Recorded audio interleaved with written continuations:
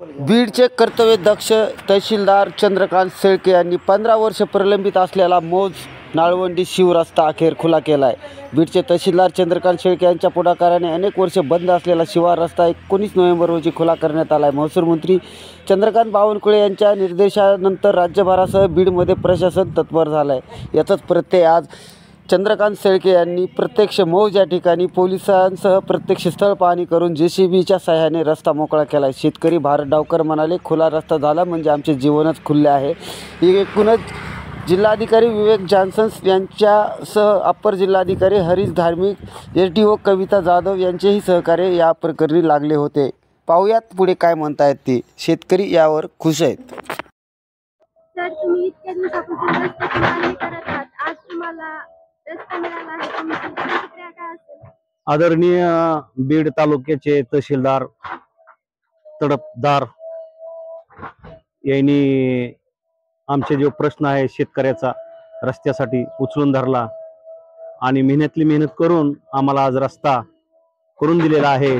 त्यांची जी टीम आहे, आंधळे साहेब तहसीलदार आपण मॅडम, त्याच्यानंतर पोलीस साहेब, या सर्वांनी सहकार्य करून आम्हाला हा चांगल्यापैकी चांगला नंबर 1चा रस्ता करून दिलेला आहे। मागच्या 15 वर्षापासून आम्ही ह्या रस्त्यासाठी मागणी करत होतो।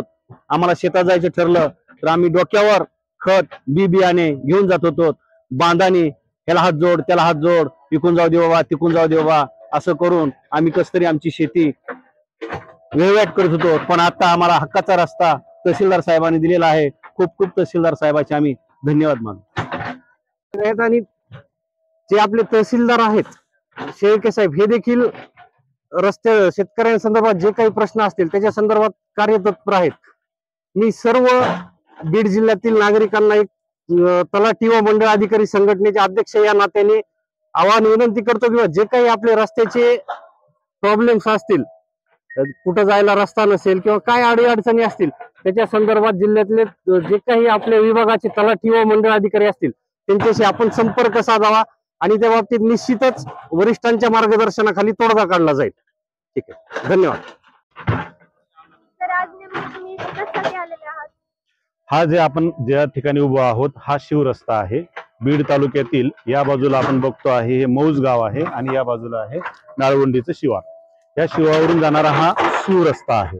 हा शिवरस्ता खुला करून देण्यासाठी अनेक दिवसापासूनची मागणी होती। त्यात कायदेशीर प्रक्रियेचा अवलंब करून मी हा आदेश दिलेला आहे आणि आज रोजी प्रत्यक्षात हा रस्ता आपण खुला करून देत आहोत।